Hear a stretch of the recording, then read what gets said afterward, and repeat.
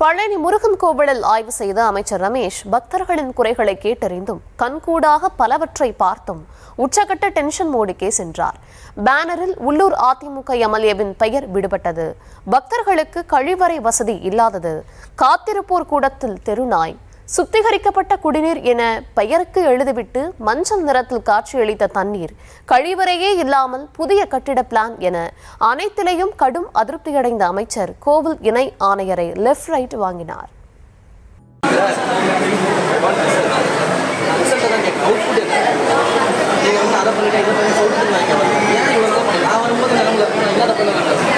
திருச்செந்தூர் சுப்பிரமணிய சுவாமி திருக்கோவிலில் அறநிலையத்துறை அமைச்சர் ரமேஷ் கடந்த வாரம் சைலண்டாக ஆய்வு மேற்கொண்டார். மிடுக்காக வெள்ளைச்சட்டை, உடன் நடந்து வர கரைவேட்டிகள், வாசல் வந்து வரவேற்க அதிகாரிகள் என்ற வழக்கமான அரசியல்வாதி டெம்ப்ளேட்டை டோட்டலாக மாற்றி பிளாக் டி ஷர்ட், முகத்தில் மாஸ்க் அணிந்து ஆய்வுக்கு வர வந்தது அமைச்சர் என்பதை அறியாமல் அவரிடமே ஜிபே மூலம் பணம் வாங்கி ஒரு அர்ச்சகர் வசமாக சிக்கினார். அதையடுத்து அர்ச்சகர் உள்ளிட்ட 4 பேர் மீது நடவடிக்கை பாய்ந்தது. இந்த சம்பவத்திற்கு பிறகு தமிழ்நாட்டில் உள்ள அனைத்து கோவில்களிலும் அதிகாரிகள், அர்ச்சகர்கள் ஆகியோர் அலர்ட் ஆனார்கள். இந்நிலையில் பழனி கோவில் பெருந்திட்ட பணிகளை திறந்து வைப்பதற்காக வருகை தந்தார் அமைச்சர் ரமேஷ்.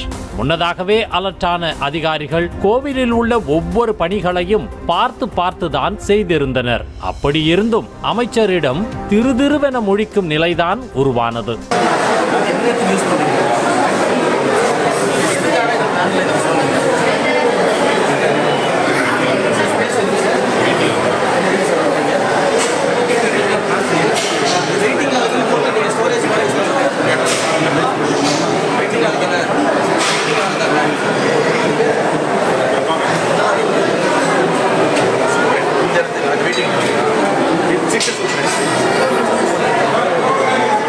முதலில் பழனி கொடைக்கானல் சாலையில் மலைக்கோவிலுக்கு செல்லும் பாதையில் ரூபாய் 53 லட்சத்தில் அமைக்கப்பட்டுள்ள அலங்கார நுழைவாயிலை திறந்து வைத்த அமைச்சர் தொடர்ந்து மேற்கு ரத வீதியில் ரூபாய் 52 லட்சத்தில் அமைக்கப்பட்டுள்ள ராக்கால நந்தவனத்தை திறந்து வைத்தார். பெருந்திட்ட பணிகளின் திறப்பு விழா பேனர்களில் உள்ளூர் அதிமுக சட்டமன்ற உறுப்பினர் ரவி மனோகரன் பெயர் விடுபட்டிருந்தது. அதனால் வருத்தமடைந்த ரவி மனோகரன் முகம் வாடியபடியே ஒதுங்கி நின்றார். ஆனால் உடன் இருந்த அதிமுகவினர் மற்றும் முக்கிய பிரமுகர்கள் அமைச்சர் ரமேஷை சூழ்ந்து கொண்டு புரோட்டோகால் படி பார்த்தால் ரவி மனோகரன் பெயரை குறிப்பிட்டிருக்க வேண்டும், ஏன் புறக்கணித்தீர்கள் என கேட்டுள்ளனர். அப்போதுதான் பேனரில் ரவி மனோகரனின் பெயர் விடுபட்டிருந்த விவரமே அமைச்சருக்கு தெரிந்தது. கோவில் இணை ஆணையர் மாரிமுத்துவை அழைத்து மக்களால் தேர்ந்தெடுக்கப்பட்ட பிரதிநிதியின் பெயரை ஏன் குறிப்பிடவில்லை, அவர் எந்த கட்சியாக இருந்தாலும் மக்கள் பிரதிநிதி, தனக்கு கொடுக்கும் அதே மரியாதையை அவருக்கும் கொடுக்க வேண்டும் என கடிந்து கொண்டார்.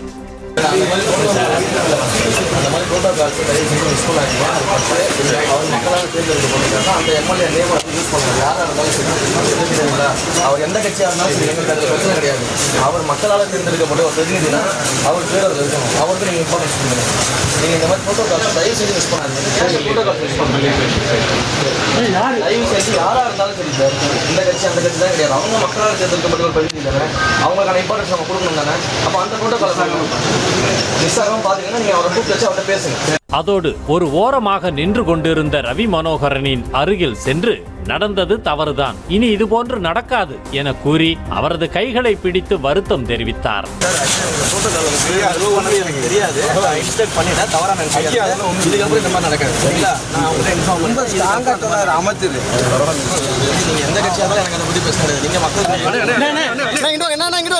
இனிமேல் அந்த மாதிரி நடக்காம நான் சரிங்களா, இந்த சொல்லிட்டேன்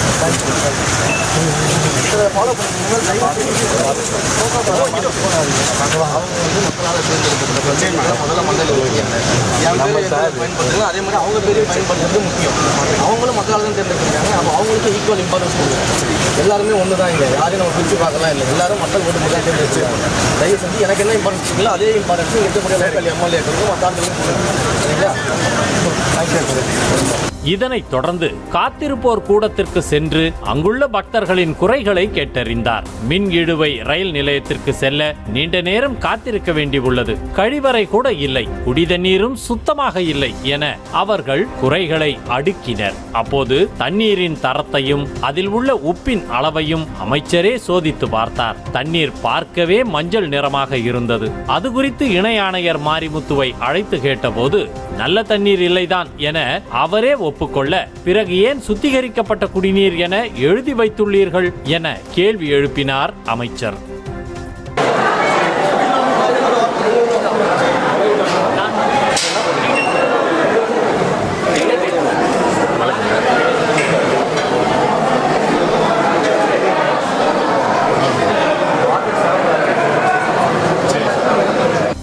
நீண்ட நேரம் காத்திருக்கும் பக்தர்களுக்கு கழிவறை இல்லாவிட்டால் என்ன செய்வீர்கள் என கேள்வி எழுப்பிய போது, அவசரம் என யார் அழைத்தாலும் உடனே கதவை திறந்து விடுவோம் என வினோத பதிலளித்தார் இணை ஆணையர் மாரிமுத்து. முன்பகுதியில் கழிவறை உள்ளதாக கூறிய அவர் பெருந்திட்ட வரைவு கட்டடத்தில் அதற்கான ஏற்பாட்டை செய்வதாக கூறினார். பெருந்திட்ட வரைவு கட்டடத்தில் கழிவறை கட்டப்படுகிறதா என மீண்டும் அமைச்சர் கேள்வி எழுப்ப, அதற்கு எந்த பதிலும் சொல்லாமல் மாரிமுத்து நிற்க தொட்டு அழைத்து அதே கேள்வியை மீண்டும் எழுப்பினார் அமைச்சர். அப்போதுதான் புதிய கட்டடத்திலும் கழிவறை கட்டவில்லை என்ற விவரமே அமைச்சருக்கு தெரிய வந்தது. கழிவறை இல்லாமல் கட்டடமா என அமைச்சர் கேட்க, புதிய கட்டடத்துடன் பழைய கட்டடத்தை இணைத்து கழிவறையை உருவாக்குவதாக சப்பை கட்டு கட்டி உள்ளனர். அது மேலும் குழப்பத்தை ஏற்படுத்த, உங்கள் கட்டட பிளான் தான் என்ன, அந்த பிளானை எடுத்துக்கொண்டு அலுவலகத்துக்கு வாருங்கள் என கூறினார்.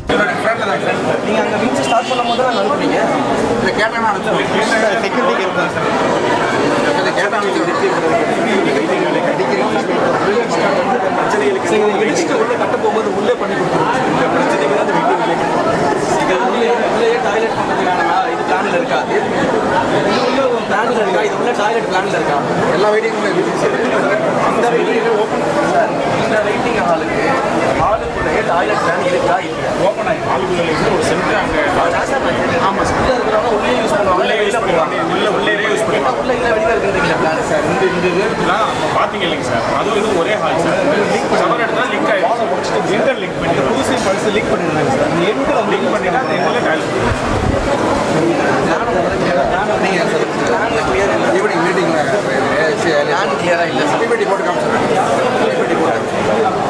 இதனிடையே பக்தர்கள் ஒன்றாக சேர்ந்து, சார் இங்க கொஞ்சம் பாருங்க என வெயிட்டிங் ஹாலில் படுத்திருந்த தெரு நாயை காண்பித்துள்ளனர். அதனால் இன்னும் டென்ஷனான அமைச்சர் ரமேஷ், பக்தர்கள் மற்றும் குழந்தைகளை நாய்கள் கடித்து விட்டால் யார் பதில் சொல்வது என கேள்விக்கு மேல் கேள்வி எழுப்பினார். ஆக மொத்தம் அமைச்சர் வந்தது முதல் திரும்பி சென்றது வரை, இணை ஆணையர் மாரிமுத்து முதல் கோவில் மேற்பார்வையாளர்கள் வரை அனைவரும் அமைச்சரிடம் வாங்கி கட்டி கொண்டனர். அமைச்சர் வருகையொட்டி முன்னேற்பாடுகளை பார்த்து பார்த்து செய்தும் மொத்த குட்டு வெளிப்பட்டு விட்டதால் அமைதியாக தலையை தொங்க போட்டுக்கொண்டு நிற்கும் நிலை ஏற்பட்டது.